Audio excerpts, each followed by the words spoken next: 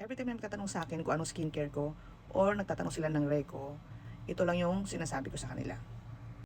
So, Dr. Althea 345 Cream and Equal Berry Swimming Pool Toner. So, if you have dry skin, sensitive skin, all skin types, meron kang blemishes, acne prone, may acne, fungal acne, ito safe to see, Dr. Althea 345 Relief Cream. Maganda siya lalo na kung may mga blemishes ka.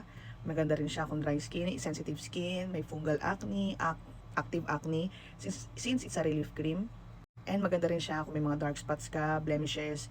Since ako last December nagpa-cautery ako, as you can see, ayun, walang filter yan. Meron akong mga pimples and redness sa face, and yan habang tumatagal nawawala siya, and ganyan ka-glowing yung skin ko using these two skincare.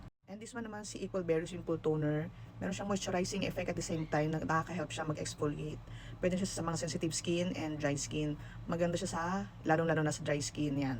So ngayon itong dalawa lang gamit ko para makita niyo yung effect. And as you can see, glowing, healthy looking, moisturized yung skin ko. But ako kasi, aside from this, man din ako mga serum na nilalagay. And syempre, importante yung sunscreen.